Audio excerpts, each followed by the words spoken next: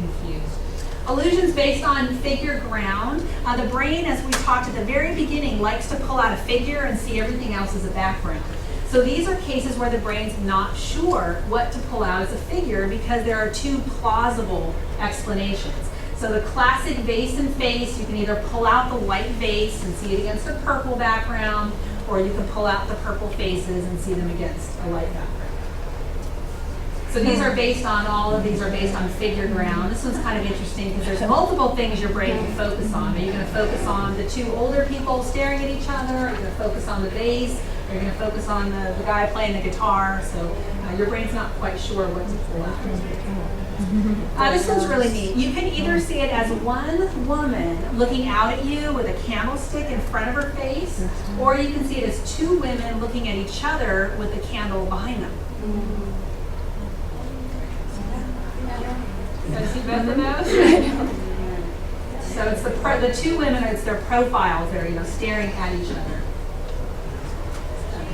There's a whole bunch of these with skulls and faces. I'm not sure what the deal is with skulls and so forth, but again, you can either see it as one face, this sort of evil-looking clown kind of face, or you can pull out the ladies.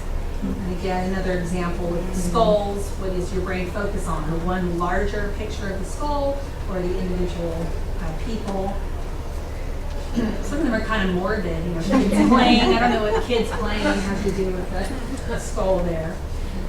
Another example there.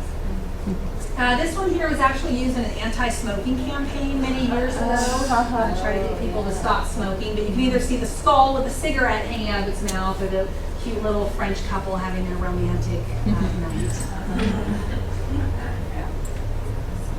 So maybe a little bit harder for you guys to see. You can either see this outdoor scene, or you can see one face looking out at you. Illusions involving perspective. This one is so powerful to me anyway that I didn't believe it, and I had to cut out little pieces of paper in my office one day. These two tabletops are exactly the same size. They're the same length and width. Most of us are going to see the one on the left as being longer and thinner, and the one on the right as being more of a rectangle shape. And it has to do with the laws your brain uses for perspective. We assume that the tabletop, if it's going further away, should be getting closer, and it actually doesn't get closer here. And then the information surrounding the tabletops confuses the brain as well. But I am telling you, you can print this out and cut the pieces for you. They are exactly the same length and width. This is something called the Marin's room. If you ever get a chance to see these, they have them like at Universal Studios. They're really fascinating. Obviously, something weird is going on. We have this teacher in his third grade class, and the kid is on the right is way bigger than the teacher. What's happening is that everything in an Ames room is not as the brain expects. Back to our carpentered world, we're used to tiles being perfect squares, or clocks being circles, and walls being perpendicular to the floor, and so forth. And everything in an Ames room has been disrupted in some way. So the brain gets very confused because it violates our expectations. So there's even a better example of this. This technique is used a lot in movie making, like in the Lord of the Rings series. There's a scene where Gandalf is big and he's talking to someone who's little, and they're using basically the same trick here to give that illusion so the viewer thinks that one person is a lot bigger than the other, just by altering the scale and the angles of everything. Hello, come on in. Another example here, which line is longer, A to B or C to D, and they're actually the same length. But the brain is getting confused by the rest of the information presented with the buildings. And so most of us will think that A to B is longer than C to D. Twisted chord illusions, these are ones where you have parallel lines, and yet your mind gets fooled and thinks that the lines are moving closer to each other or further. So it's going to look like they're bowed in some way when they're actually perfectly straight. Another example of that, this looks like it's sort of crooked, or that the lines are moving towards or away from each other just by offsetting the light and the dark. Fools the brain. And this particular illusion was actually discovered in England, first discovered there in this little cafe outside, and they probably thought that was just horrible construction on that tile job. But it's actually a perfect job. It's just an optical illusion, so it looks like it's not working out well. Another example here, are those horizontal lines bowed or are they straight? They're perfectly straight, but your brain is using the information behind it, and the little detectors for orientation in the eye are getting confused in this case. Same thing here. Those lines are all parallel, and yet they'll look like they're getting closer. Ooh, I don't want to run out of time. Okay, this illusion, also a twisted chord illusion. It will appear like a spiral to you guys, but these are all separate circles. They're just separate concentric circles. Your brain would rather see one continuous motion than see 20 parts in a picture, and so it's going to give the illusion. This is another one there. It looks like a spiral instead of looking at like circles. Those might bow to you guys. Let's see. Illusory contours. One of the thing the brain does for us all the time on a daily basis is it fills in the holes. So if we're looking at this panda bear, your brain is just going to add in some information so that we can see the panda bear. So this is a really good feature that the brain has. Unfortunately, sometimes using this same feature, it can actually create the illusion that something's there that isn't. So a lot of us will see this triangle, this white triangle in the center, and there is no white triangle, it's space. And yet the brain has closed that in for you and helped you out by giving you an image that doesn't exist. And that's the case with these as well. So you see the yellow square, and you see that object that looks like a ball, when really there's nothing there, there's only black information on it. Estimation illusions.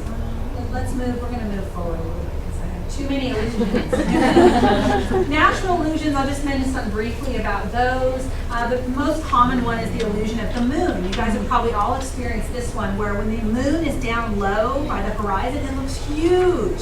And then when it's way up over our head, it just looks like a tiny dot there. And that's because your brain is comparing it to what it's next to. So we have a nice comparison when the moon is against, a set of buildings, and it will look large. When it's out in space and there's nothing around it, the brain has nothing to attach it to or compare it to, we tend to see it as being smaller. Mirage, another example. Okay, relative motion. So these are the ones where you guys are going to start to see movement when there's not really movement there. This one's a pretty powerful one, the snakes. So they look like they're rotating like dials.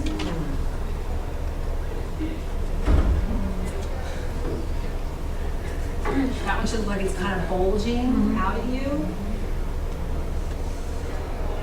Those, again, another example where they rotate.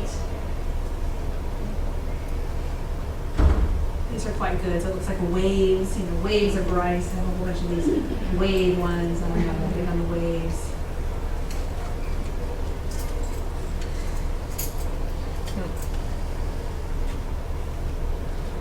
That one should look like it's coming out at you. Being bigger.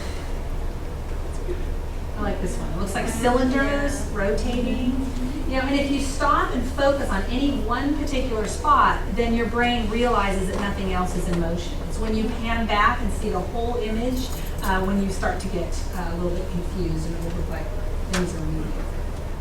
That one might be sucking you in.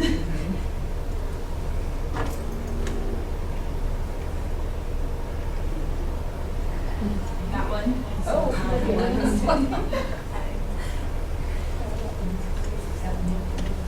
Okay, so optical illusions, they're interesting, they're cool, they're fun, but are there any sort of practical applications, some things we can learn from optical illusions? And the answer is yes. It's used in quite a few different fields.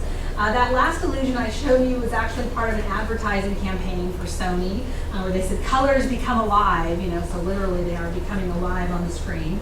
So advertisers often will use optical illusions. There's another example. This is just painted on the side of the truck, which of course gives the illusion. So again, using those same principles that we know of how the brain works, we can use those principles and apply them to creating these illusions. Optical illusions have been used in architecture. So that building on the upper left, used that same illusion from that little cafe in England. This distorted looking building on the right there, looks like it's going to fall over. It's also capitalizing on those same things. Obviously used in entertainment. So magicians are going to be using optical illusions, movies, those fun houses that you go into, they're all capitalizing on those same things as well. And of course artists, because artists have to create the illusion of depth on a flat surface, so they use those same principles as well. And this is one of those impossible pictures where the brain's having trouble figuring out how is this exactly working here. And some of the sidewalk, art that you guys are seeing more commonly now. I mean, this is something just painted on the sidewalk, and yet the brain is just, whoa, when it sees those kinds of images, and it's using these same principles. The military, so camouflage is a perfect example of trying to fool the brain and use the science of optical illusions to make sure that something disappears versus standing out. Okay,